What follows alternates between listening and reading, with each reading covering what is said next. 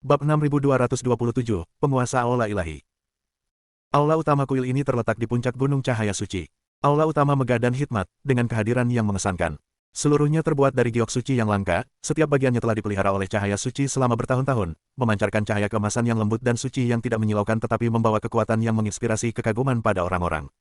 Dari kejauhan, seluruh aula tampak terbentuk dari cahaya, berdiri diam di antara langit dan bumi, memancarkan kesucian dan keagungan yang kuno dan tak berubah. Gerbang utama aula itu setinggi 100 kaki, dan kedua pintu raksasa tersebut diukir dengan mitos penciptaan para dewa.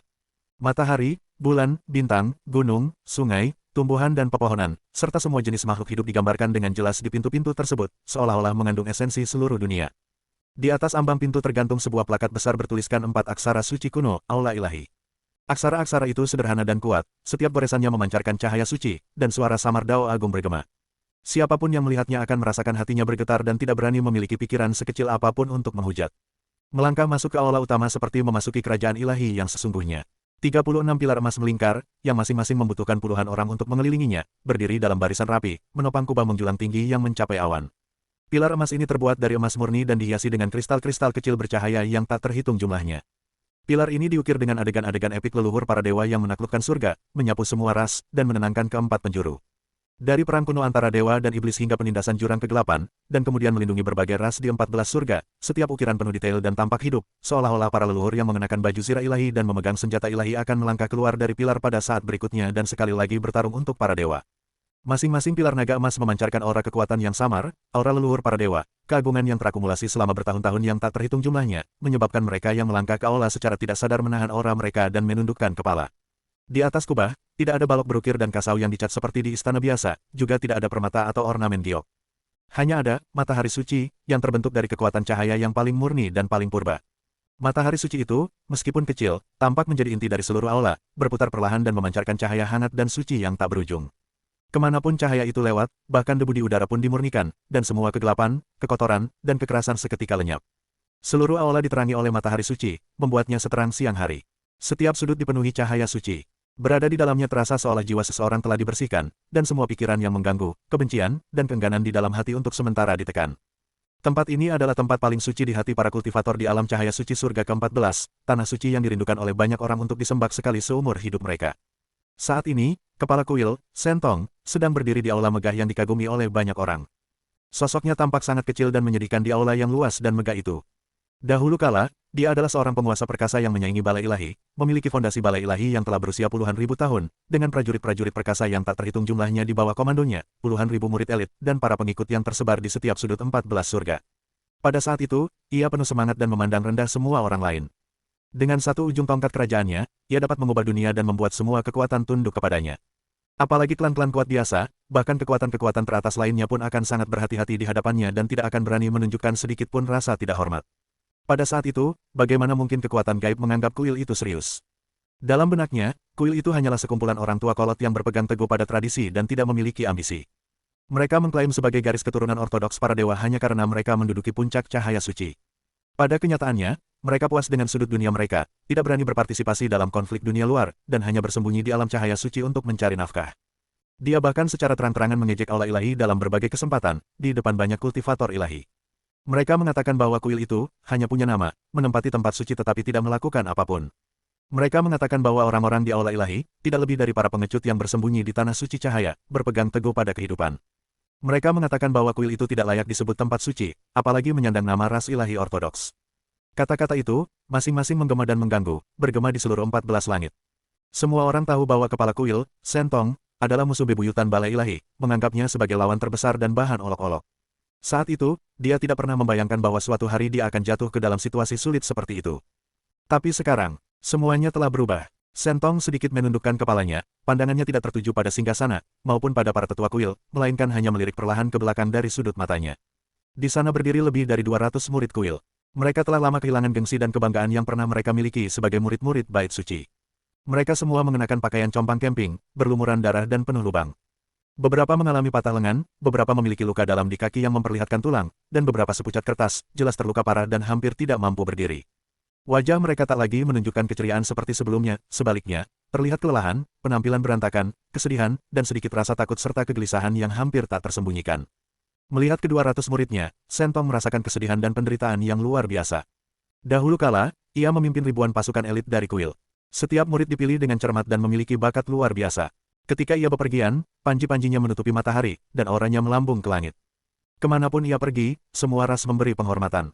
Betapa agung dan mulianya dia. Namun kini, setelah pertempuran besar, ribuan pasukan elit di masa lalu hampir seluruhnya musnah, hanya menyisakan 200 orang ini. 200 orang ini adalah bara api terakhir dari kuil itu, hal terakhir yang tertinggal dari puluhan ribu tahun pembangunannya. Dahulu ia berada di tempat yang sangat tinggi, dipuja oleh ribuan orang, perkataannya adalah hukum, dan tidak seorang pun berani menentangnya. Namun kini, ia harus menyingkirkan semua kesombongan dan harga dirinya, dan dengan rendah hati datang kepada mantan musuh bebuyutannya, yang pernah ia benci dan ejek, untuk memohon perlindungan. Dari awan ke lumpur, dari seorang penguasa menjadi seorang pengemis. Rasa kehilangan dan penghinaan ini 1000 kali lebih menyakitkan daripada membunuhnya secara langsung. Dia merasakan kebencian, kemarahan, rasa sakit hati, dan frustrasi. Namun, dia harus menanggungnya. Demi sisa-sisa terakhir kuil, dan demi nyawa 200 murid di belakangnya, dia harus bertahan. Selama mereka bisa hidup, selama jejak garis keturunan kuil dapat dilestarikan, dia bisa melepaskan segalanya, menanggung penghinaan apapun, dan menerima ejekan apapun. Sentong menarik napas dalam-dalam, menekan berbagai emosi yang bergejolak di dalam dirinya, dan perlahan mengangkat kepalanya. Pandangannya akhirnya tertuju pada singgasana emas, yang terbuat dari emas murni dan giok suci, yang terletak tinggi di atas aula utama. Singgasana itu sangat besar dan megah, diukir dengan pola ratusan burung yang memberi penghormatan kepada Phoenix dan semua dewa yang disembah, memancarkan aura keagungan yang terlalu menakutkan untuk dilihat secara langsung. Itu bukan sekadar tempat duduk, tetapi simbol kekuasaan, simbol ortodoksi ras ilahi, dan posisi paling bergengsi di seluruh 14 surga. Sesosok figur duduk tegak di atas tahta. Penguasa aula ilahi, Yao Chen. Bab 6228, menanggung penghinaan dan beban. Ia mengenakan jubah suci putih tanpa noda, yang terbuat dari bahan lembut dan memancarkan kesucian yang tak terbatas. Pola-pola ilahi kuno dan misterius disulam pada jubahnya dengan benang ilahi emas. Pola-pola ini sedikit mengalir bersama napasnya, menggemakan cahaya suci di aula. Setiap aliran memancarkan pesona Taois yang samar. Ia memiliki wajah tampan dan berwibawa, dengan alis yang tajam seperti pedang, mata yang cerah, pangkal hidung yang tinggi, dan bibir yang tegas. Meskipun penampilannya tidak lebih dari setengah baya, ia memancarkan aura tenang dan berwibawa yang telah menyaksikan berbagai cobaan hidup. Tidak ada pelepasan tekanan yang disengaja di sekitarnya, namun ia secara alami memancarkan aura suci yang membuat orang tidak berani menatap langsung atau mendekatinya, seolah-olah dirinya sendiri adalah cahaya, seorang suci, dan merupakan aturan paling ortodoks di dunia. Ia duduk tenang di atas singgasana, posturnya tegak, tatapannya tenang, memandang ke arah kekuatan ilahi di bawahnya. Matanya setenang air, tanpa menunjukkan emosi apapun. Tidak ada kemarahan, tidak ada penghinaan, tidak ada ejekan, dan tidak ada rasa iba. Ini seperti melihat orang asing, atau hal kecil yang sepele. Namun, semakin tenang suasananya, semakin tegang dan mencekam rasanya. Di kedua sisi Yao Chen berdiri 12 tetua penjaga kuil. Kedua-belas individu ini semuanya adalah ahli alam abadi sejati yang terkenal, masing-masing mampu mendirikan sekte mereka sendiri dan dipuja oleh ribuan orang. Aura mereka kuat namun terkendali, dikelilingi cahaya suci, dengan ekspresi serius dan mata tajam, seperti 12 dewa perang yang menjaga kuil, tak bergerak namun memancarkan kehadiran yang mengagumkan. Pada saat itu, pandangan mereka semua tertuju pada Sentong dan orang-orang di kuil tersebut. Beberapa tatapan mereka dingin dan meneliti, seolah-olah mereka sedang menilai sekelompok penyusup. Sebagian orang memandang mereka dengan jijik dan hina, seolah-olah mereka sedang melihat sekumpulan anjing liar. Beberapa tetua bahkan terang-terangan menunjukkan senyum mengejek dan menyombongkan diri. Aula utama sunyi senyap. Suasananya sangat sunyi. Hanya terdengar samar-samar suara putaran matahari suci, dan napas tertahan dari kerumunan orang. Sentong berdiri di sana, merasa seolah tatapan-tatapan itu bagaikan pisau-pisau tajam yang tak terhitung jumlahnya, perlahan-lahan mengiris tubuh dan hatinya. Rasa sakit fisik masih bisa ditahan, tetapi penyiksaan mental dan bermartabat seperti ini membuatnya merasa seperti sedang duduk di atas jarum yang menusuk-nusuk. Ia telah hidup selama 10.000 tahun, menjelajahi 14 langit, dan selalu menjadi orang yang memandang rendah orang lain dan mengejek mereka. Ia belum pernah mengalami penghinaan seperti ini. Kapan saya pernah dipandang seperti semut? Namun, dia hanya bisa menanggungnya. Sekalipun gigimu patah, kamu tetap harus menelannya. Sentong menarik napas dalam-dalam lagi, menekan semua gejolak di hatinya, dan melangkah maju, kakinya menghentak keras ke tanah yang dilapisi dengan giok suci cahaya. Punggungnya yang tegak perlahan membungkuk. Kemudian, ia membungkuk dalam-dalam kepada Yao Chen yang duduk di singgasana, busurnya menyentuh tanah. Busur panah ini menghancurkan kesombongannya yang telah dibangun selama puluhan ribu tahun. Busur panah ini menghancurkan kejayaan kuil sebelumnya. Busur panah ini mengungkapkan semua kekecewaan dan kesedihan. Sentong, sang pemimpin kuil, memimpin murid-muridnya yang tersisa untuk memberi penghormatan kepada pemimpin kuil. Suaranya rendah dan serak karena pelarian yang panjang dan kerja keras selama berhari-hari, tetapi dia berusaha sebaik mungkin untuk menjaga nada bicaranya tetap hormat dan rendah hati, tidak berani bersikap tidak sopan sedikitpun. Di belakang mereka, lebih dari 200 murid kuil, berpakaian compang camping dan dipenuhi luka, juga menahan rasa malu dan dendam mereka dan membungkuk serempak. Gerakan mereka tidak seragam, beberapa mengalami luka parah sehingga membungkuk pun sangat sulit, sementara yang lain sedikit gemetar, jelas menunjukkan kemarahan dan kebencian mereka yang luar biasa. Namun pada akhirnya, mereka tetap menundukkan kepala. Karena mereka tahu bahwa jika kepala kuil mampu bertahan, mereka pun harus bertahan juga. Di atas singgasana, Yao Chen tetap diam, bahkan tatapannya pun tidak banyak berubah. Dia hanya mengamati Sentong dan yang lainnya yang berlutut dan membungkuk dengan tenang, tatapannya tenang hingga tampak acuh tak acuh. Tidak ada respons, tidak ada indikasi, dan mereka tidak disuruh berdiri. Waktu berlalu, detik demi detik. 1 detik, 2 detik, 3 detik. 1 tarikan napas, 10 tarikan napas, 100 tarikan napas. Sentong mempertahankan postur membungkuknya, pinggangnya tertekuk sangat rendah hingga hampir patah, seluruh kekuatannya terkonsentrasi di kakinya, dan butiran keringat dingin perlahan merembes dari dahinya, mengalir ke pipinya. Membungkuk terlalu lama membuat seluruh tubuhnya sakit, tetapi rasa sakit fisik itu jauh lebih ringan daripada rasa malu di hatinya. Yao Chen masih tidak menunjukkan niat untuk menyuruhnya berdiri. Pengabaian yang disengaja ini, ketidakpedulian yang diam-diam ini, lebih memalukan dan lebih menghancurkan daripada penghinaan verbal atau ejekan jahat apapun. Ini adalah unjuk kekuatan yang terang-terangan. Sentong mengetahui semuanya dengan sangat baik. Yao Chen ingin membuatnya berlutut, membuatnya menunggu, dan membiarkannya merasakan bagaimana rasanya berubah dari seorang penguasa yang tinggi dan perkasa menjadi seekor semut yang bisa diinjak-injak sesuka hati. Intinya adalah memberitahunya bahwa mulai sekarang, di puncak cahaya suci, di Aula Agung Kuil Ilahi, kekuatan supranaturalmu tidak berarti apa-apa. Harga diri, martabat, dan statusmu, semuanya tidak berharga. Sentong menggertakkan giginya, rahangnya mengatuk begitu erat hingga bibirnya hampir tergigit, dan rasa darah memenuhi mulutnya. Dia menanggungnya. Redam semua amarah, redam semua rasa malu, redam semua keinginan untuk mengangkat kepala dan meraung, untuk menghunus pedang dan menghadapi. Demi para muridnya dan demi api kuil, dia harus bertahan. Akhirnya, setelah terasa seperti selamanya, aku tidak tahu berapa banyak waktu telah berlalu. Di atas singgasana, Yao Chen berbicara perlahan. Suaranya lembut dan jernih, seperti mata air pegunungan, menyenangkan telinga, tanpa sedikit pun nada permusuhan. Namun di balik kelembutan itu tersembunyi rasa acuh tak acuh dan ketidakpedulian, serta keagungan yang tak terbantahkan. Tuan dari Aula Kekuatan Ilahi, tidak perlu formalitas seperti itu. Silakan berdiri. Kalimatnya pendek, tetapi terdengar seperti pengampunan. Sentong perlahan menegakkan tubuhnya, badannya yang kaku sedikit bergoyang. Ia berusaha menstabilkan diri, mendongak ke arah Yao Chen, dan memaksakan senyum hormat dan rendah hati di wajahnya. Terima kasih, Guru. Yao Chen menatapnya dengan tenang, pandangannya tertuju padanya sejenak. Setelah beberapa saat, sudut bibirnya sedikit terangkat, memperlihatkan ekspresi penuh makna yang bukan senyum maupun cemberut. Tuan dari Aula Kekuatan Ilahi, saya ingat terakhir kali kita bertemu secara resmi adalah 3000 tahun yang lalu, pada upacara agung klan ilahi yang diadakan di surga ke-14. Nada suaranya tenang, seolah-olah dia sedang mengingat kejadian sepele di masa lalu, tetapi setiap kata bagaikan palu kecil yang perlahan mengetuk hati Sentong. Pada saat itu, penguasa Aula Kekuatan Ilahi penuh dengan semangat dan gairah. Berdiri di atas mimbar tinggi upacara, dia menunjuk jari ke arahku dan berkata di depan umum bahwa Aula Ilahi hanyalah sekumpulan pengecut yang bersembunyi di alam cahaya suci, yang tidak berani keluar dan tidak berani bersaing. Mereka tidak layak disebut sebagai garis keturunan ortodoks ras ilahi bersama Aula Ilahi. Kata-kata ini tetap segar dalam ingatan saya hingga hari ini, dan saya tidak pernah melupakannya. Suaranya tetap lembut, tetapi sarkasme dan ejekan dalam kata-katanya tidak disembunyikan dan terlihat jelas di hadapan semua orang. Bab 6229, Kondisi. Suasana di aula utama seketika menjadi semakin mencekam. Wajah Sentong sedikit menegang, menjadi pucat lalu memerah. Ia dipenuhi amarah, tetapi hanya mampu menahannya. Ia kembali membungkuk sedikit, nadanya semakin rendah hati, dengan sedikit rasa bersalah dan penyesalan saat itu. Saya sombong dan gegabah, dan dalam keadaan bingung, saya mengucapkan kata-kata yang sangat tidak pantas. Saya mohon kepada Anda, Guru, untuk bermurah hati dan tidak mempermasalahkan hal itu. Mohon maafkan ketidaktahuan saya saat itu. Maafkan aku. Yao Chen mengulanginya dengan lembut, lalu terkekeh pelan. Kekahannya tidak keras, tetapi jelas bergema di seluruh aula. Tuan dari Aula Kekuatan Ilahi, Anda terlalu baik. Apa yang Anda katakan saat itu tidak sepenuhnya tidak masuk akal, bahkan, dapat dikatakan itu adalah kebenaran.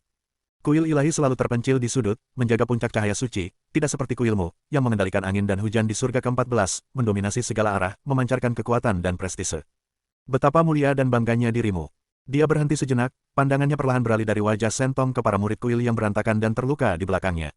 Saat tatapan itu menyapu mereka, setiap murid kuil yang terlihat secara naluriah menundukkan kepala, tidak berani menatap matanya. Nada suara Yao Chen tetap lembut, tetapi di balik kelembutan itu tersembunyi sarkasme dan kekejaman yang mengerikan. Tapi, aku sedikit penasaran. Kuilmu, begitu megah dan perkasa, mampu mengendalikan angin dan hujan di surga ke-14, mengapa kau berakhir seperti ini setelah semua teriakan dan keributan itu? Dari ribuan pasukan elit di masa lalu, hanya 200 yang tersisa, dari kuil yang dulunya megah, kini tak memiliki tempat tinggal, dari penguasa kuil yang dulunya tak terkalahkan, kini ia harus datang ke kuil untuk memohon perlindungan. Perbedaan antara dulu dan sekarang terlalu besar, itu benar-benar membingungkan saya. Kata-kata ini telah terucap. Para tetua pelindung di kedua sisi Yao Chen tak kuasa menahan tawa dan langsung tertawa terbahak-bahak. Hahaha. Ketua Aula benar sekali, aku juga mempertanyakan hal itu. Kuil ini begitu kuat, bagaimana bisa berakhir dalam keadaan yang begitu menyedihkan? Saat aku masuk barusan, aku pikir aku sedang berhalusinasi. Bagaimana mungkin kepala kuil yang terhormat, sosok berpengaruh yang disegani di wilayah ini, hanya membawa sekitar 200 tentara yang kalah. Ini sama sekali bukan kepala kuil, dia jelas-jelas sekelompok pengungsi yang melarikan diri dari penderitaan mereka. Cek cek cek, betapa kuatnya mereka dulu. Menunjuk-nunjuk pelipis kita dan mengutuk kita, merendahkan kita hingga tak berarti. Sekarang lihat mereka, mereka datang kepada kita memohon perlindungan. Karma itu ada. Kemana perginya kesombonganmu? Kemana perginya semangatmu yang suka mendominasi? Mengapa kau tidak lagi sombong sekarang? Tawa itu kasar, arogan, dan tak terkendali. Kata-kata sarkastik itu tajam, menusuk, dan tanpa ampun. Setiap kata bagaikan pisau paling tajam, menusuk jantung kekuatan ilahi, dan jantung setiap murid bait suci. Wajah Sentong berganti-ganti antara pucat dan merah, lalu hitam, tampak sangat mengerikan. Ia mengepalkan tinjunya erat-erat, buku-buku jarinya memutih, kukunya menancap dalam-dalam ke telapak tangannya. Rasa sakit yang tajam menusuknya, dan bercak-bercak darah menetes perlahan dari sela-sela jarinya, jatuh ke tanah hijau giok yang bercahaya, kontras sekali dengan tatapannya yang mengerikan. Kemarahan di hatiku hampir meledak keluar dari dadaku.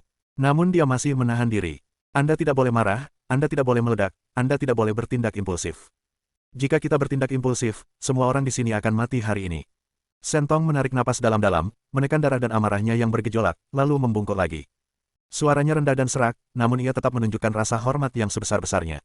Apa yang dikatakan kepala asrama itu benar. Dulu aku sombong dan bodoh, dan itu semua akibat dari keadaanku sekarang. Ini semua salahku sendiri. Saya datang ke sini hari ini untuk meminta maaf kepada kuil dan memohon bantuannya. Dia perlahan mengangkat kepalanya, tatapannya tulus dan memohon saat dia menatap Yao Chen. Baru-baru ini, ras iblis tiba-tiba bangkit, dan garis keturunan naga iblis mengamuk ke segala arah, kejam dan tanpa ampun. Kemanapun mereka pergi, kehidupan hancur dan tidak ada yang tumbuh. Terutama, ada seorang pemuda bernama Ningzi di garis keturunan naga iblis yang kekuatannya sangat menakutkan, jauh melampaui imajinasi. Dia bukanlah seseorang yang bisa dihadapi oleh kultivator biasa. Aku tak sanggup melihat para dewa dibantai oleh iblis, jadi aku memimpin semua elit kuil untuk berperang, dengan tujuan melenyapkan momok bagi para dewa dan melindungi perdamaian wilayah ini. Tapi aku tidak menyangka, perbedaan kekuatan antara kita dan musuh terlalu besar, dan kita benar-benar dikalahkan. Ribuan murid tewas atau terluka, fondasi kuil hancur, dan aku sendiri terluka parah serta tingkat kultivasiku turun drastis. Saat dia berbicara, suaranya semakin rendah, dipenuhi kesedihan dan ketidakberdayaan yang tak berujung. Sekarang, kuil telah hancur, rumah kita telah lenyap, dan berbagai kekuatan di surga ke-14 mengincar kita dengan rakus. Beberapa ingin menendang kita saat kita jatuh, sementara yang lain ingin mengambil kesempatan untuk mencaplok kita. Kita dan para murid yang tersisa tidak punya tempat tujuan, dan tidak punya tempat tujuan. Karena tidak ada pilihan lain, kami datang ke kuil untuk mencari perlindungan. Kami memohon kepada kepala kuil untuk menerima kami dan memberi kami jalan untuk bertahan hidup, mengingat bahwa kami semua berasal dari garis keturunan dan asal ilahi yang sama. Saya bersedia mempersembahkan seluruh pasukan yang tersisa, sumber daya rahasia, harta karun, dan semua rahasia, pertahanan, serta ciri-ciri tersembunyi dari Gunung Suci Bait Suci kepada Bait Suci sebagai bukti ketulusan kami, tanpa sedikit pun kebohongan. Setelah mengatakan itu, dia tidak ragu lagi, membungkuk dalam-dalam lagi, dan berlutut di tanah, posturnya sangat rendah hati. Di belakangnya, lebih dari 200 murid kuil, melihat guru kuil mereka begitu rendah hati, dipenuhi kesedihan, tetapi mereka juga berlutut, menundukkan kepala ke tanah, tidak berani mengangkat kepala mereka. Aula utama kembali hening. Tawa dan ejekan yang terjadi beberapa saat lalu lenyap tanpa jejak. Yao Chen menatap Sentong yang berlutut dalam diam, matanya dalam dan tak terduga, cahaya kompleks dan misterius terpancar di dalamnya. Ada pengamatan, geli, ketidakpedulian, dan sedikit perhitungan yang hampir tak terlihat.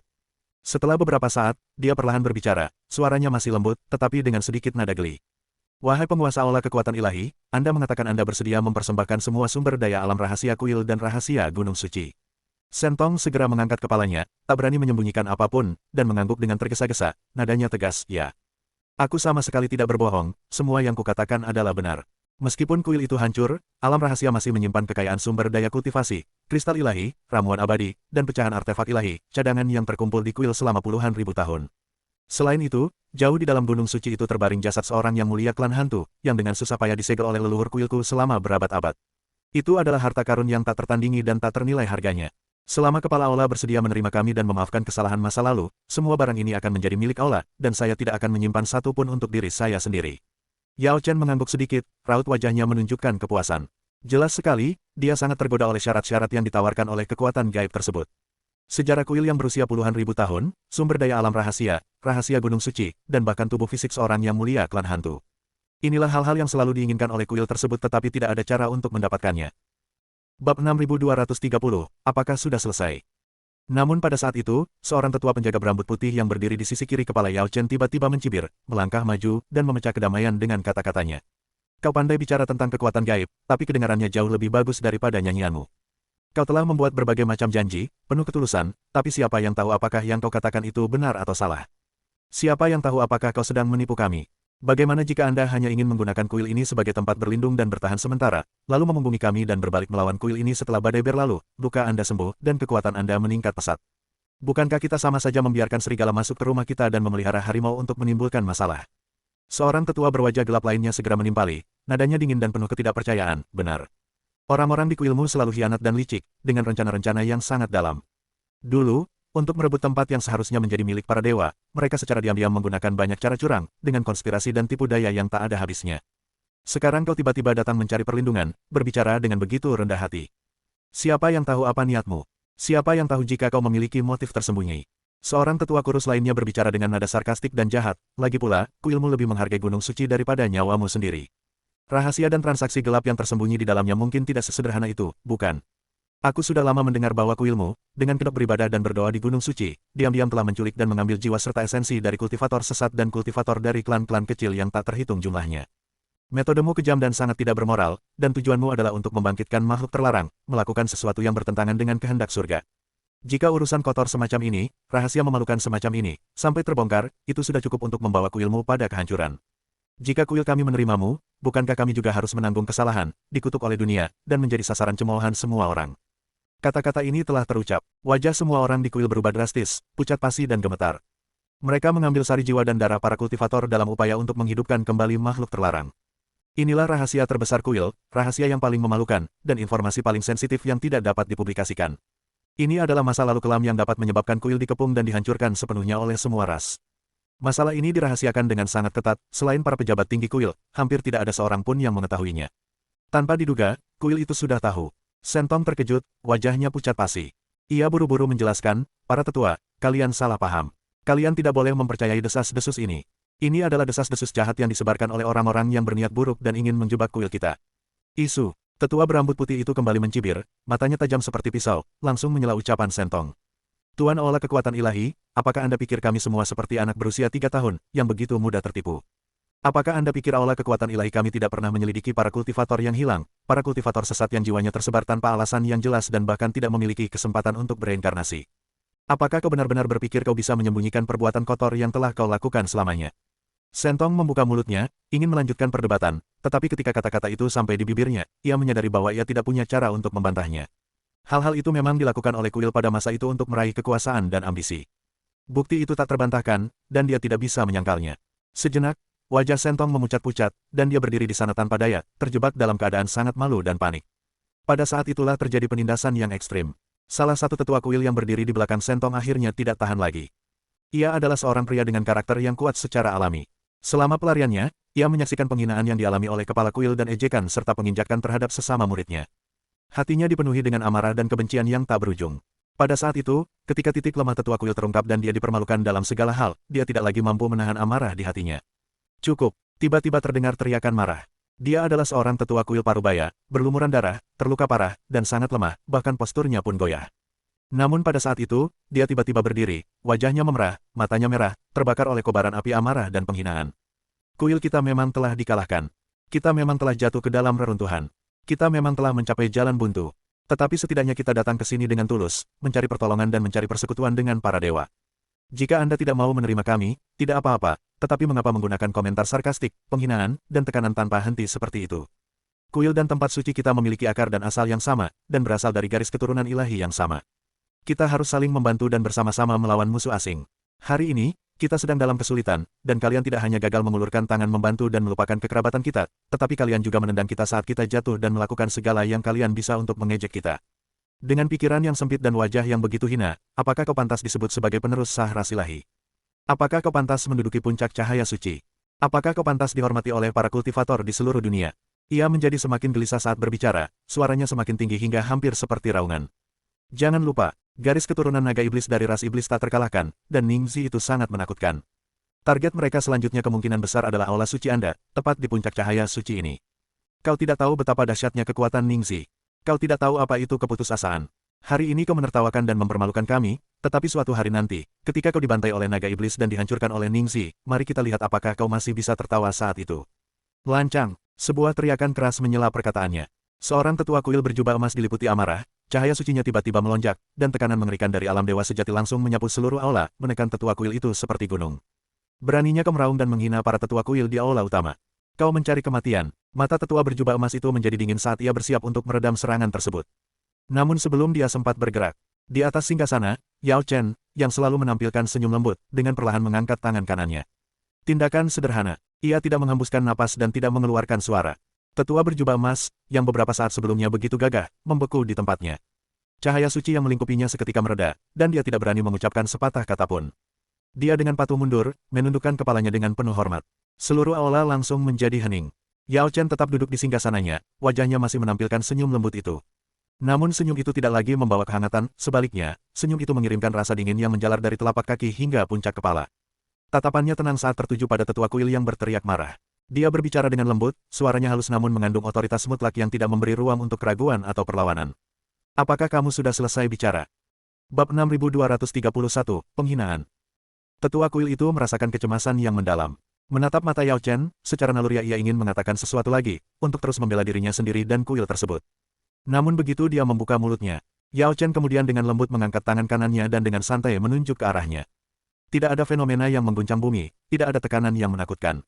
Seberkas cahaya keemasan yang ramping, lembut, dan tidak menyilaukan perlahan memancar dari ujung jari Yao Chen. Cahaya itu tidak cepat, bahkan bisa digambarkan sebagai lambat, dan tampak tidak berbahaya, seperti sinar cahaya suci biasa. Namun, cahaya yang tampaknya tidak berbahaya ini seolah melintasi ruang angkasa, mengabaikan jarak, semua pertahanan, dan cahaya ilahi pelindung serta artefak magis di tubuh tetua kuil. Dalam sekejap, benda itu tepat menembus alis tetua kuil tersebut. Tidak ada ledakan, tidak ada teriakan, dan tidak ada cipratan darah. Tubuh tetua kuil itu tiba-tiba membeku. Matanya membelalak, pupilnya menyempit, dan wajahnya masih menunjukkan tanda-tanda kemarahan dan kegembiraan, tetapi dia tetap tak bergerak seolah membeku dalam waktu. Dia membuka mulutnya, ingin mengatakan sesuatu, ingin mengeluarkan suara, tetapi dia bahkan tidak bisa menghembuskan napas, dan tidak bisa melakukan gerakan apapun. Momen berikutnya, sebuah adegan aneh pun terjadi. Tubuhnya, dimulai dari titik di dahinya tempat cahaya bersinar, secara bertahap berubah menjadi bintik-bintik cahaya keemasan kecil, seperti patung pasir yang diterbangkan angin, perlahan hancur, meleleh, dan menghilang. Dari kepala, ke badan, hingga anggota badan. Hanya dalam beberapa tarikan napas. Seorang tetua kuil yang telah hidup selama ribuan tahun tiba-tiba berubah menjadi bintik-bintik cahaya yang tak terhitung jumlahnya dan lenyap begitu saja tanpa jejak, tepat di depan mata semua orang. Bahkan tidak ada waktu untuk berteriak. Tidak setetes darah atau sepotong tulang pun tertinggal. Jiwanya tercerai-berai dan rohnya hancur. Punah sepenuhnya. Bahkan peluang reinkarnasi pun telah dihapus. Aula utama sunyi senyap. Keheningan yang mencekam. Semua orang terkejut. Para tetua kuil sedikit terkejut, tetapi dengan cepat kembali tenang. Tatapan mereka ke arah Sentong dan yang lainnya menjadi semakin dingin dan meremehkan. Orang-orang di kuil itu diliputi rasa takut, tubuh mereka gemetar hebat, wajah mereka pucat pasi, mata mereka dipenuhi rasa takut dan tidak percaya. Mereka menatap lekat-lekat ke tempat tetua itu menghilang, jantung mereka berdebar kencang hingga rasanya mau keluar dari tenggorokan. Satu langkah, hanya sekadar isyarat biasa, tidak ada satupun gerakan yang tidak perlu. Mereka melenyapkan seorang tetua sepenuhnya, sehingga ia tidak memiliki kesempatan untuk bereinkarnasi. Apakah ini kekuatan Yao Chen, sang penguasa aula ilahi? Apakah ini teror sebenarnya dari bangsa Protoss? Sentong membeku di tempat, pikirannya kosong dan tubuhnya sedingin es. Tetua itu adalah salah satu bawahannya yang paling setia dan terdekat, yang telah mengikutinya selama ribuan tahun, mempertaruhkan nyawanya dan bertempur ke segala arah, tidak pernah goyah dalam kesetiaannya, tidak pernah mengkhianati kuil, dan merupakan orang yang paling dipercayainya.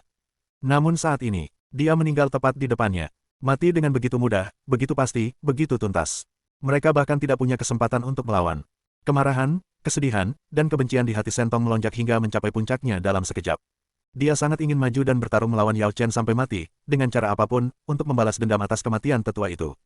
Dia sangat ingin menghunus senjata suci, melepaskan kultivasi penuhnya, dan binasa bersama semua orang di aula suci. Namun dia tidak bisa, dia tidak boleh bertindak secara impulsif. Di belakangnya terdapat lebih dari 200 murid. Itulah bara api terakhir dari kuil itu, dan masing-masing mewakili kehidupan yang penuh semangat. Hidup mereka sepenuhnya berada di tangannya. Jika dia bertindak impulsif atau melawan, Yao Chen tidak akan menunjukkan belas kasihan, dan 200 murid di belakangnya akan dibantai seketika, tanpa seorang pun yang selamat. Pada saat itu, kuil tersebut akan benar-benar hancur, fondasinya yang berusia ribuan tahun akan sepenuhnya musnah, dan bahkan secercah harapan untuk bangkit kembali pun tidak akan tersisa. Sentong mengertakkan giginya begitu keras hingga gusinya berdarah, dan mulutnya dipenuhi rasa darah yang menyengat. Tangannya mengepal, kukunya menancap dalam-dalam ke telapak tangannya, dan tetesan darah menetes, memercikkan bunga-bunga darah kecil di tanah. Apakah ini sakit? Nyeri. Namun, bahkan rasa sakit yang paling dalam pun tidak dapat dibandingkan dengan 1/10.000 dari rasa sakit di hatiku. Namun dia masih menahan diri. Dia dengan paksa menekan semua dorongan hatinya, semua amarahnya, dan semua kesedihannya. Ia perlahan menundukkan kepalanya, tidak ingin ada yang melihat mata merah dan kebencian di dalamnya. Suaranya serak dan gemetar, namun ia tetap memaksakan diri untuk bersikap hormat dan rendah hati. Terima kasih atas bimbingan Anda, pemimpin gereja. Itu kesalahan saya karena tidak mendisiplinkannya dengan benar dan gagal menahannya, yang memungkinkan orang gila itu menghina pemimpin gereja dan melanggar martabat bait suci. Dia pantas mati dan telah mendatangkan malapetaka ini pada dirinya sendiri. Kata-kata ini telah terucap. Sisa-sisa terakhir dari keteguhan dan harapan di hati orang-orang di kuil itu hancur sepenuhnya. Mereka menatap sosok Sentong yang membungkuk dan kesepian, mata mereka dipenuhi dengan emosi yang kompleks. Ada kekecewaan, kemarahan, kebencian, dan penghinaan. Namun lebih dari segalanya, ada sedikit rasa sedih dan secerca pemahaman. Mereka semua mengerti, pemimpin kuil itu bukannya tidak mau membalas dendam, dan dia juga bukannya tanpa amarah atau rasa malu. Demi merekalah, untuk melestarikan sisa-sisa terakhir kuil itu, kepala kuil tersebut bertahan. Bertahanlah atas apa yang tidak dapat ditanggung oleh orang biasa. Menderita penghinaan yang tidak dapat ditanggung oleh orang biasa. Di atas singgasana, Yao Chen memandang penampilan Sentong yang menjilat, menghina, dan marah, dan secerca kepuasan terlintas di matanya. Dia perlahan menarik tangannya, dan senyum lembut yang tidak berbahaya muncul kembali di wajahnya, seolah-olah bukan dia yang dengan seenaknya membunuh seorang tetua. Seperti yang diharapkan dari penguasa aula kekuatan ilahi, Anda adalah orang yang bijaksana yang memahami gambaran besar dan mempertimbangkan situasi secara keseluruhan. Sepanjang hidup saya, orang yang bijaksana dan cakap yang tahu bagaimana memanfaatkan peluang adalah orang yang paling saya kagumi. Dia berhenti sejenak, nadanya santai dan acuh tak acuh, seolah-olah dia sedang mengatur sesuatu yang sepele dan tidak penting. Kalau begitu, aku akan menerima ketulusan kalian dan menerima kalian semua dari kuil. Namun, kuil ini memiliki aturan yang ketat dan tidak mendukung orang-orang yang menganggur atau tidak berguna. Sekarang setelah Anda datang ke kuil dan puncak cahaya suci, Anda harus melakukan sesuatu untuk saya dan untuk kuil serta menyumbangkan kekuatan Anda. Dia menatap Sentong, senyum penuh arti dan mengejek teruk di bibirnya. Bagaimana dengan ini? Mulai hari ini, semua anggota kuil yang tersisa akan bertanggung jawab untuk berpatroli dan menjaga kaki puncak cahaya suci. Tuan dari aula kekuatan ilahi, bagaimana pendapat Anda? Patroli, penjaga, di kaki gunung. Kata-kata ini, seperti guntur, meledak di hati setiap orang di kuil itu. Pekerjaan semacam ini, tugas semacam ini, adalah pekerjaan berat yang hanya akan dilakukan oleh para pelayan berpangkat terendah di bait suci, mereka yang tanpa bakat atau latar belakang, para murid tingkat rendah. Itu adalah pekerjaan yang berat, berbahaya, dan rendah, dan orang-orang memandang rendah pekerjaan itu. Mereka dulunya adalah murid-murid berpangkat tinggi di kuil tersebut, kaum elit yang melintasi 14 surga, dan makhluk-makhluk yang dihormati. Sekarang, mereka harus melakukan pekerjaan kasar tingkat terendah ini. Ini bukan pemberian tugas, ini adalah penghinaan terang-terangan. Ini tentang menginjak-injak martabat mereka dan menggosoknya berulang kali. Bab 6232, selama bukit-bukit hijau masih ada, tidak perlu khawatir kehabisan kayu bakar. Para murid kuil di belakang Sentong merasakan mata mereka berkobar karena amarah dan penghinaan, hampir menyemburkan api. Tubuh mereka gemetar hebat, dan mereka berharap bisa maju dan bertarung sampai mati. Namun, melihat punggung kepala kuil itu, mereka tetap tidak berani bergerak. Namun, Sentong tetap menundukkan kepalanya, seolah tidak menyadari penghinaan yang ia sampaikan. Suaranya tenang dan penuh hormat, tanpa sedikit pun riuh. Terima kasih telah menerima kami, Guru. Anda telah memberi kami jalan untuk hidup. Saya bersedia menerima misi ini tanpa keluhan sedikit pun. Sambil berbicara, ia kembali membungkuk dalam-dalam, lututnya menyentuh tanah, untuk mengungkapkan rasa terima kasihnya yang terdalam. Itu bagus. Yao Chen mengangguk puas, melambaikan tangannya dengan ringan, dan berbicara dengan acuh tak acuh. Mundurlah. Saya akan meminta diaken yang lebih tua untuk mengatur tempat tinggal, makanan, pakaian, dan tugasmu. Mulai sekarang, bersikaplah baik, lakukan pekerjaanmu dengan baik, dan jangan menimbulkan masalah. Terima kasih, Guru. Sentong membungkuk lagi, lalu perlahan mundur, selangkah demi selangkah, dengan hormat meninggalkan aula.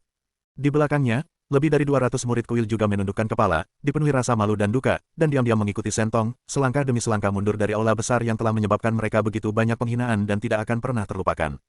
Saat aku melangkah keluar dari aula utama kuil itu, Sentong perlahan mengangkat kepalanya dan menatap langit. Langit di atas tanah suci cahaya berwarna biru jernih dan murni, dikelilingi oleh cahaya suci, suci dan mempesona, sangat indah. Namun hatinya terasa lebih gelap, lebih dingin, dan lebih berat dari sebelumnya. Rasanya seperti ada gunung yang menekan hatiku. Penghinaan, kesedihan, kemarahan, kebencian. Campuran emosi mengancam untuk menguasai dirinya. Dia tidak berbicara, tidak menoleh, tetapi berjalan diam-diam ke depan, selangkah demi selangkah, menuju kaki gunung cahaya suci yang paling terpencil dan terendah. Di belakang mereka, para murid kuil mengikuti dari dekat, sama-sama diam. Tidak ada suara, tidak ada tangisan, tidak ada keluhan. Hanya langkah kaki berat yang bergema di jalan setapak pegunungan itu. Akhirnya, rombongan itu tiba di jalan setapak pegunungan yang terpencil dan sepi. Seorang murid kuil muda tidak lagi mampu menahan rasa frustrasi dan amarahnya. Ia bergegas maju dan berlutut di hadapan Sentong dengan bunyi gedebuk. Air mata langsung menggenang di matanya, dan suaranya tercekat oleh isak tangis dan kesedihan. Tuan Istana, mengapa kami harus menderita penghinaan seperti ini? Kami, para murid Bait Suci, selalu teguh hingga mati. Kami lebih memilih mati di medan perang daripada dipermalukan seperti ini, harga diri kami diinjak-injak seperti ini. Murid-murid lainnya juga berkumpul di sekitar, wajah mereka dipenuhi kesedihan dan kemarahan, mata mereka merah, dan suara mereka gemetar. Ya, Tuan Kepala Kuil. Kuil itu sama sekali tidak memperlakukan kami seperti manusia. Mereka membunuh tetua Zhang dan mengejek kami dalam segala hal. Sekarang mereka ingin kami melakukan pekerjaan rendahan dan berpatroli di kaki gunung. Ini bukan menerima kami, ini memperlakukan kami seperti budak. Tuhan, mari kita memberontak. Mari kita lawan mereka. Daripada menjalani hidup yang penuh penghinaan dan rasa malu, mari kita berjuang dalam pertempuran yang mulia, dan bahkan jika kita mati, mari kita mati dengan bermartabat. Tuhan, berikan saja perintahnya. Kami bersedia mengikutimu dan berjuang sampai mati. Sentong berhenti di tempatnya. Dia perlahan berbalik. Melihat wajah-wajah muda ini, dan menyaksikan kesedihan, kebencian, keluhan, dan kemarahan di mata mereka, aku merasakan kepedihan dan sakit hati yang tak berujung. Para murid ini adalah masa depan Bait Suci. Seharusnya mereka penuh semangat, dihormati, dan memiliki masa depan yang cerah. Namun, karena kekalahan dan ketidakmampuannya sebagai kepala kuil, ia jatuh ke dalam kesulitan ini. Sentong tetap diam untuk waktu yang sangat lama. Ia perlahan membuka mulutnya, suaranya serak dan dalam, namun mengandung otoritas yang tak terbantahkan dan tak dapat disangkal. Apakah menurutmu aku tidak ingin melawan? Dia perlahan mengangkat tangannya dan membuka telapak tangannya. Noda darah terlihat di telapak tangannya, dari luka yang tertusuk kuku jarinya dan belum sembuh. Baru saja, ketika tetua itu meninggal di depan mataku, amarah di hatiku lebih kuat daripada amarah kalian semua. Aku berharap bisa menyerbu dan bertarung dengan Yao Chen sampai mati, dengan cara apapun, untuk membalaskan dendamnya. Tapi aku tidak bisa. Dia mengangkat kepalanya, tatapannya menyapu wajah setiap murid yang hadir, berbicara perlahan dan sengaja, nadanya berat seperti besi. Di belakangku ada kalian. Ada lebih dari 200 bara api terakhir dari kuil, harapan terakhir. Jika aku bertindak impulsif, jika aku bertindak gegabah, jika aku memberontak, jika aku menjadi marah, jika aku mengambil tindakan. Kalian semua akan mati. Tak satu pun dari mereka akan selamat. Pada saat itu, kuil itu akan benar-benar hancur. 10.000 tahun fondasi, kerja keras leluhur yang tak terhitung jumlahnya, akan sepenuhnya lenyap, bahkan tidak menyisakan secerca peluang untuk membalikkan keadaan atau kesempatan untuk membalas dendam. Aku bisa mati, aku tidak takut mati. Aku telah hidup selama 10.000 tahun, itu sudah cukup. Tetapi aku tidak bisa membawa kalian semua bersamaku untuk mati, aku tidak bisa mengubur sendiri harapan terakhir dari bait suci ini. Suaranya menjadi lebih keras, lebih berat, dan lebih tegas. Aku akan mengingat penghinaan yang kualami hari ini. Ejekan Yao Chen, penghinaan di balai ilahi, kematian tragis tetua Zhang, aku mengingat semuanya, terukir di hati dan jiwaku. Dia mengepalkan tinjunya erat-erat, darah kembali menetes dari telapak tangannya, kekejaman yang mengerikan terpancar dari matanya. Tapi sekarang kita harus menanggungnya. Saat kau berada di bawah atap seseorang, kau harus menundukkan kepala. Selama bukit-bukit hijau masih ada, selalu ada kayu bakar untuk dibakar. Hanya dengan bertahan hidup, hanya dengan tabah, hanya dengan menjaga kekuatan kita bisa memiliki kesempatan untuk membalikkan keadaan, hanya dengan begitu kita bisa berharap untuk membalas dendam. Suatu hari nanti, aku akan membimbingmu kembali ke puncak kejayaanmu. Aku akan membuat balai suci, Yao Chen, dan semua orang yang telah mempermalukan kami dan menginjak-injak martabat kami hari ini membayar harga yang paling mengerikan atas semua yang telah mereka lakukan hari ini. Hutang darah harus dibayar dengan darah. Dendam terhadap bait suci harus dihapuskan dengan darah. Suaranya, lantang dan beresonansi, bergema lama di jalan setapak pegunungan yang sunyi itu. Saat para murid bait suci mendengarkan kata-katanya, kemarahan, frustrasi, dan kebencian mereka berangsur-angsur mereda. Sebaliknya, ada tekad yang mendalam, keyakinan yang sabar dan menunggu untuk dilepaskan. Saat mereka memandang kekuatan ilahi itu, harapan dan kesetiaan kembali menyala di mata mereka. Mereka semua berlutut dan bersujud dalam-dalam kepada Sentong, suara mereka serempak dan tegas. Kami bersumpah untuk mengikuti Tuhan kami sampai mati. Kami akan menanggung penghinaan dan menunggu kesempatan kami. Suatu hari nanti, kami akan membalas dendam atas hutang kami dan membayarnya dengan darah. Sentong mengangguk dan tidak berkata apa-apa lagi. Dia perlahan berbalik dan berjalan kembali ke kaki gunung. Siluetnya, yang diterangi oleh cahaya suci puncak cahaya suci, tampak sangat kesepian dan sunyi. Namun, di balik sosok yang kesepian itu, terdapat kekuatan yang luar biasa teguh dan gigih. Bersabarlah menghadapi penghinaan sementara untuk mendapatkan peluang di masa depan. Permusuhan ini tidak dapat didamaikan. Sementara itu, di puncak gunung cahaya suci, di dalam aula utama kuil, Yao Chen tetap duduk di singgasananya, dengan senyum puas di wajahnya, seolah-olah dia mengendalikan segalanya. Dia telah melihat semuanya dengan jelas melalui indera ilahinya. Seorang tetua melangkah maju, sedikit membungkuk, dan bertanya dengan suara rendah serta ekspresi bingung dan khawatir, "Guru, saya benar-benar tidak mengerti." Pria dengan kekuatan supranatural itu licik, cerdik, dan sangat ambisius. Meskipun sekarang ia sedang sial, ia tetap menjadi ancaman besar. Membiarkannya hidup hanya akan mendatangkan masalah cepat atau lambat. Mengapa tidak memanfaatkan kesempatan ini untuk melenyapkan mereka semua sekaligus, menghilangkan masalah di masa depan dan memastikan tidak ada kekhawatiran di masa mendatang. Bab 6233, memanfaatkan penyakitnya untuk membunuhnya.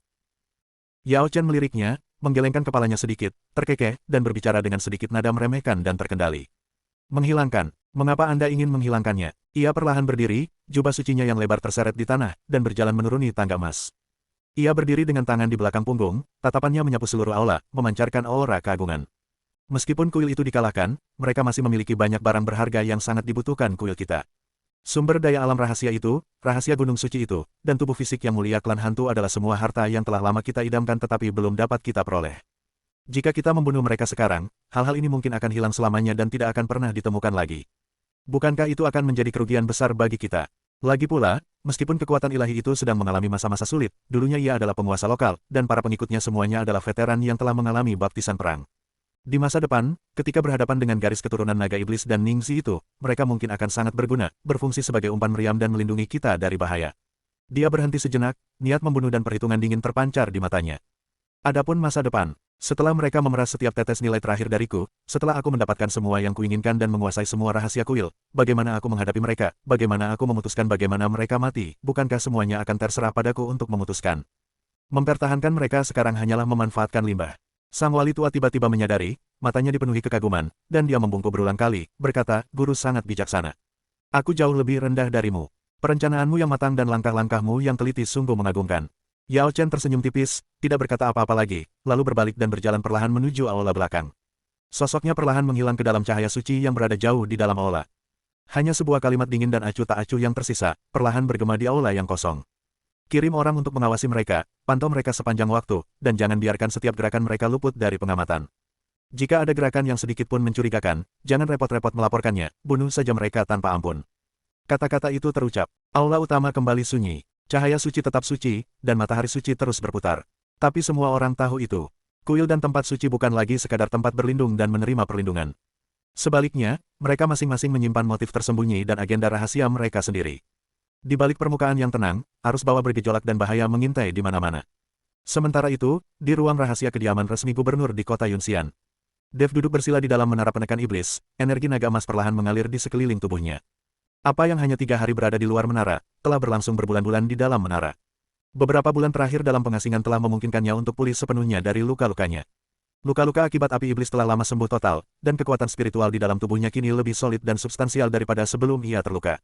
Kultivasinya di puncak peringkat keempat alam abadi atas menunjukkan tanda-tanda melemah, dan dia hanya selangkah lagi dari peringkat kelima. Dev perlahan membuka matanya dan menghembuskan napas yang terasa pengap. Dia mengangkat tangannya, memandang cahaya keemasan yang mengalir di telapak tangannya, tetapi tidak ada senyum di bibirnya. Bayangan sosok berjubah ungu yang berkibar itu terus terbayang di benakku. Yuki, kamu ada di mana sekarang?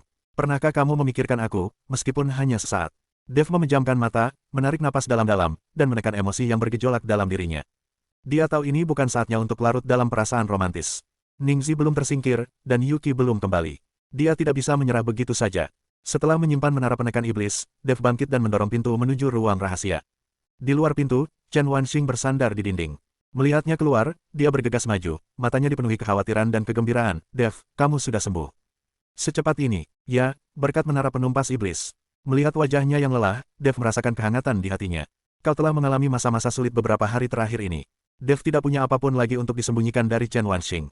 Meskipun dia dan Chen Wanxing belum benar-benar berlatih bersama, Dev mampu memahami perasaan Chen Wanxing terhadapnya. Seandainya Suyuki tidak tiba-tiba muncul dan mengejutkan Dev, dia mungkin sudah berhasil mengalahkan Chen Wanxing. Chen Wanxing menggelengkan kepalanya, dan tepat saat dia hendak berbicara, langkah kaki terdengar dari luar halaman. Yunxi dan Mingli berjalan berdampingan.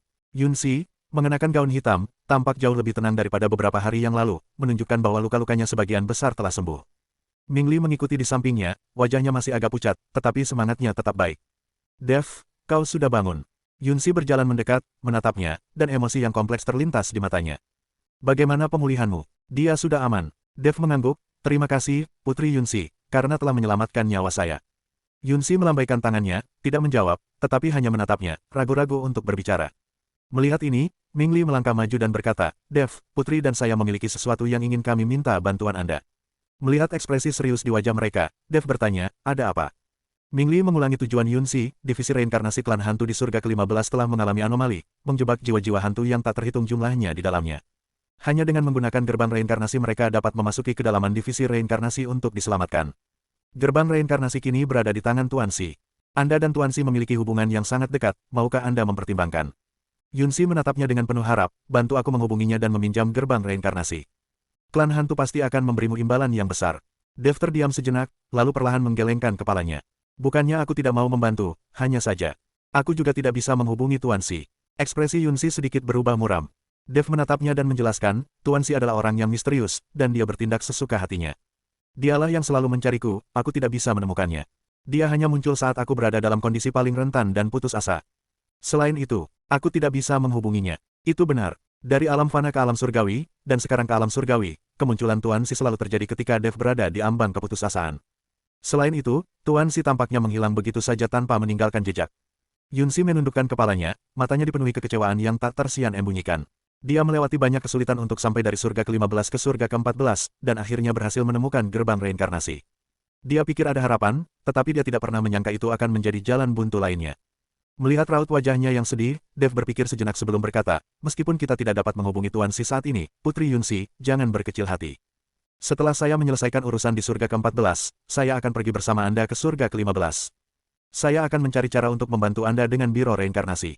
Yunsi mengangkat kepalanya, menatapnya, dan secercah cahaya kembali menyala di matanya. Kau bersedia pergi ke surga ke-15? Tentu saja, kau telah menyelamatkanku 2 kali, jadi aku tidak bisa begitu saja tidak membantumu. Dev berhenti sejenak, tapi sebelum itu, ada satu hal lagi yang harus kulakukan. Dia menatap ke kejauhan, secercah kedinginan terpancar di matanya. Saat aku mengasingkan diri, kuil tersebut memimpin pasukan besar untuk mengepung kota Yunxian, membunuh anggota klan Tianlongku dan melukai saudara-saudara serta teman-temanku. Hutang ini harus dilunasi. Yunsi sedikit mengangkat alisnya, kau akan menyerang kuil. Kuil itu sekarang sangat melemah, menjadikan ini kesempatan yang sempurna. Dev berdiri dengan tangan di belakang punggung, auranya seteguh gunung. Serang selagi kesempatan masih ada. Jika kuil itu tidak dilenyapkan, pasti akan menjadi ancaman di masa depan. Bab 6234, Aku Bukan Kuda Jantan. Yunsi menatapnya, secercah kekaguman terpancar di matanya. Pria ini memang luar biasa. Setelah baru saja selamat dari cobaan hidup dan mati, hal pertama yang saya lakukan setelah bangun tidur bukanlah larut dalam perasaan romantis, melainkan membuat keputusan yang tegas dan cepat. Aku akan ikut denganmu, kata Yunsi dengan tenang. Kau berutang 2 nyawa padaku, dan aku harus menyaksikanmu membayarnya. Dev tertawa kecil, baiklah, kalau begitu aku akan berhutang budi padamu lagi. Mingli pun melangkah maju, aku juga akan pergi. Bajingan-bajingan di kuil itu seharusnya sudah dibereskan sejak lama. Dev mengangguk, pandangannya menyapu halaman. Yun Yao dan Liu Qianqian berdiri tidak jauh dari situ. Ketika mereka melihat Dev menatap mereka, mereka segera berjalan mendekat. Tuan Muda Chen, ayo kita pergi juga. Wajah Yun Yao menegang. Bajingan-bajingan itu hampir menghancurkan kota Yunxian, aku ingin balas dendam. Liu Qianqian tidak berbicara, tetapi hanya berdiri diam di samping Ming Li dan mengangguk pelan. Melihat orang-orang di hadapannya, Dev merasakan gelombang kehangatan di hatinya. Mereka semua adalah rekan yang telah bersama saya dalam suka dan duka, berbagi hidup dan mati. Oke, mari kita lakukan bersama-sama. Dia berhenti sejenak, lalu menatap Chen Wanxing, Wanxing. Kau tetap tinggal di kota Yunxian dan bantu aku merawat Long Zhan dan saudara-saudara dari klan Tianlong. Luka Long Zhan terlalu parah dan dia membutuhkan seseorang untuk merawatnya. Meskipun Chen Wanxing juga ingin pergi, dia tahu pentingnya masalah ini dan mengangguk, jangan khawatir, aku akan menjaga kota Yunxian dengan baik. Dev menatapnya dalam-dalam, tetapi tidak mengatakan apapun lagi. Dia berbalik dan, bersama Yunsi, Ming Li, Yu Nyao, dan Liu Qianqian, memulai perjalanan menuju kuil. Kuil utama terletak di bagian terdalam alam ilahi surga ke-14, meliputi seluruh pegunungan suci. Kuil ini megah dan mengesankan, dengan aura yang luar biasa. Dev dan kelompoknya membutuhkan waktu 3 hari untuk mencapai gerbang kuil. Namun ketika mereka berdiri di depan gerbang gunung itu, mereka semua terkejut.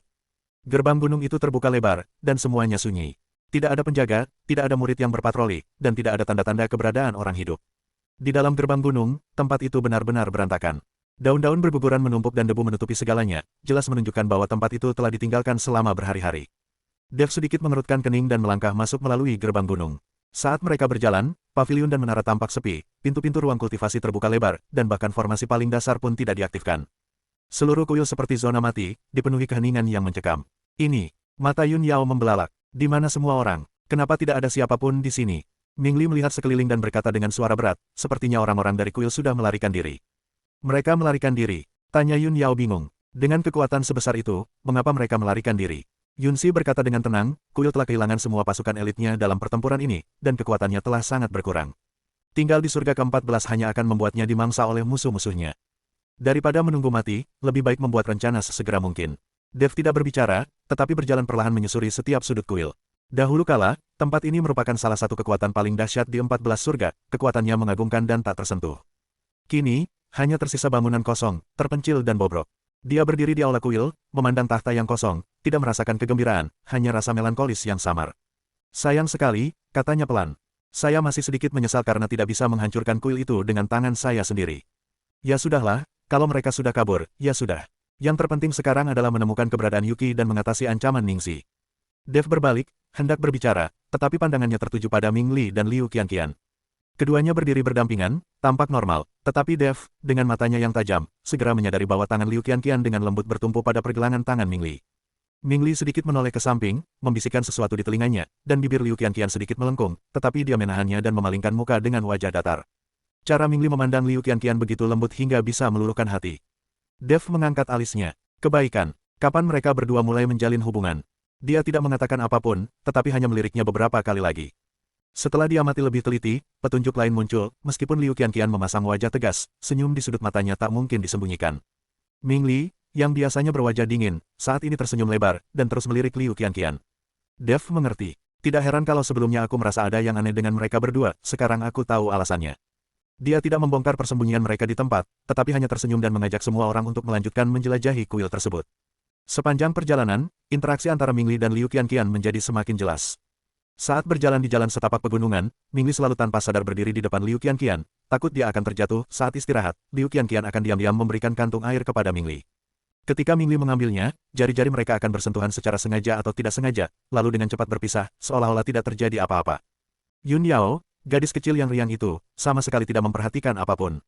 Yunxi menyadarinya, tetapi hanya meliriknya sekilas tanpa mengatakan apapun. Akhirnya, setelah menjelajahi sebuah lorong samping, Dev berhenti, berbalik, dan menatap Ming Li dengan senyum tipis.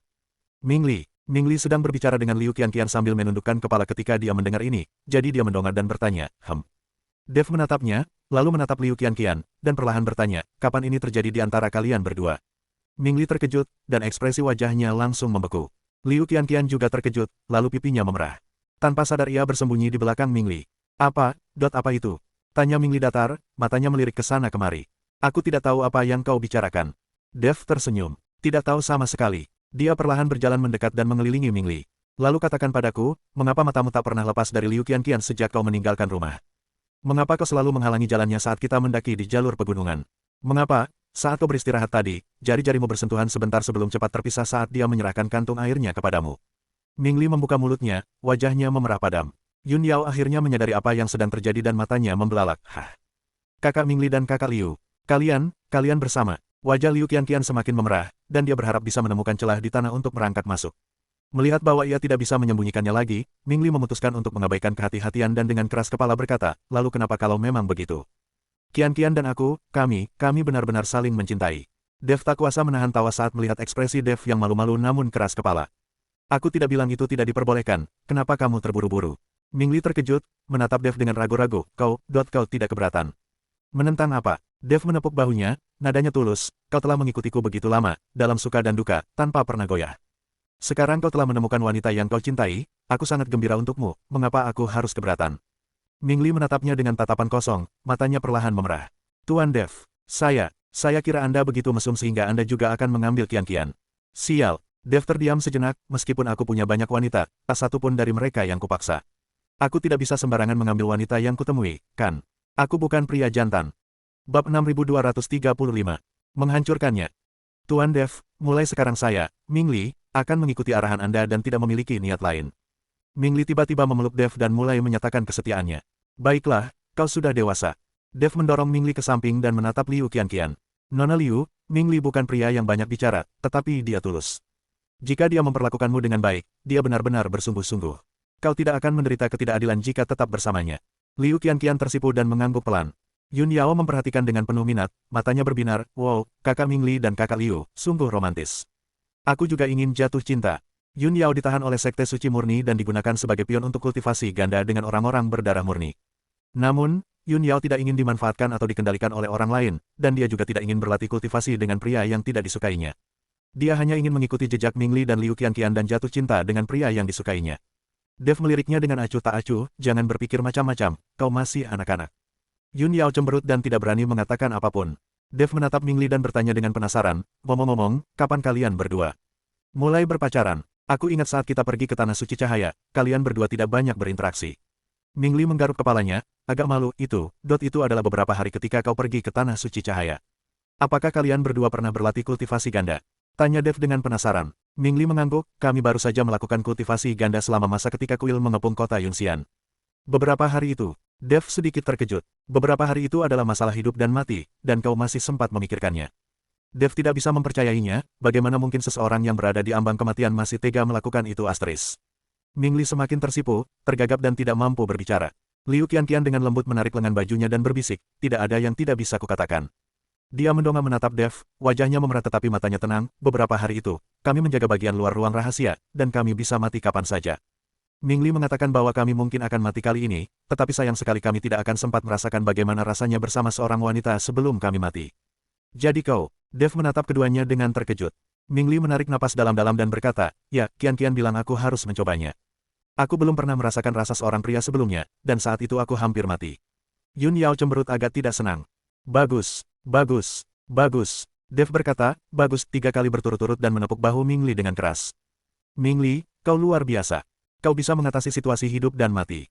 Kau benar-benar pria sejati. Mingli tersipu dan berkata dengan tergesa-gesa, bukannya aku belum pernah mencobanya sebelumnya, aku hanya sedikit terlalu bersemangat, jadi.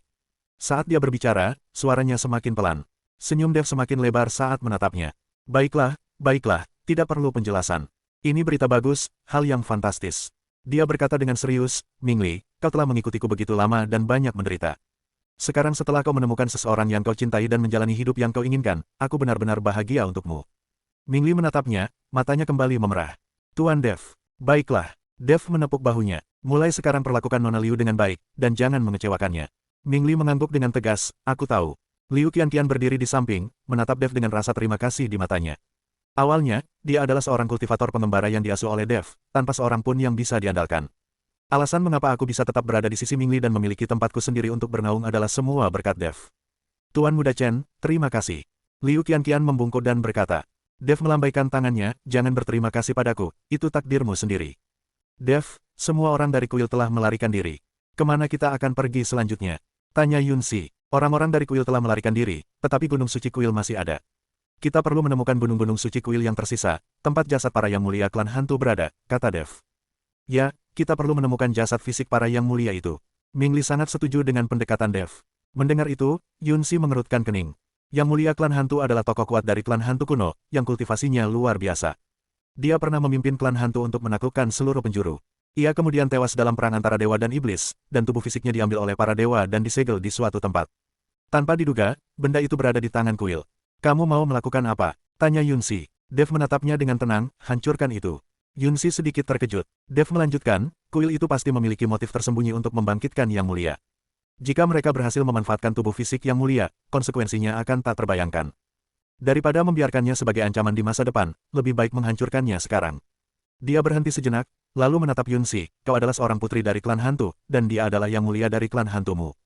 Jika kau tidak setuju, aku tidak akan memaksamu. Yunxi terdiam sejenak sebelum perlahan berbicara. Saya setuju. Dia mengangkat kepalanya, emosi yang kompleks terpancar di matanya, yang mulia memang merupakan tokoh besar klan hantu saya semasa hidupnya, dan leluhur yang saya kagumi. Namun kini setelah ia gugur, ia seharusnya beristirahat dengan tenang. Penggunaan jasadnya oleh kuil untuk tindakan keji seperti itu merupakan penodaan terhadap sosok yang dihormati. Daripada membiarkan tubuh fisik yang mulia menjadi alat para dewa, lebih baik menghancurkannya dan membiarkan beliau terbebas sepenuhnya. Mingli mengangguk dan berkata, aku setuju dengan sang putri. Ketika yang mulia masih hidup, beliau begitu mulia dan heroik. Jika beliau tahu bahwa beliau dimanfaatkan oleh para dewa setelah kematiannya, beliau mungkin akan mati dengan penyesalan. Dev menatap keduanya dan mengangguk. Jika memang demikian, mari kita pergi. Dev memimpin kelompok tersebut untuk mencari gunung suci kuil itu. Bab 6236, Pembebasan. Karena gunung suci kuil tersebut bukanlah rahasia dan banyak orang berziarah ke sana, maka mudah untuk menemukan gunung suci tersebut. Kelompok itu memasuki gunung suci dan mengikuti jalan setapak pegunungan yang berkelok-kelok semakin dalam. Di dalam gunung suci itu tersembunyi sebuah surga. Di dalam gunung itu terdapat sebuah istana bawah tanah yang sangat besar, megah dan mengesankan, dengan rune dan susunan kuno yang diukir di dinding sekitarnya, memancarkan cahaya keemasan yang samar. Jauh di dalam istana terdapat sebuah altar besar. Di atas altar, sebuah peti mati besar melayang. Peti mati itu seluruhnya berwarna hitam, permukaannya ditutupi dengan rune penyegel yang tersusun rapat, berlapis-lapis, sangat rapat.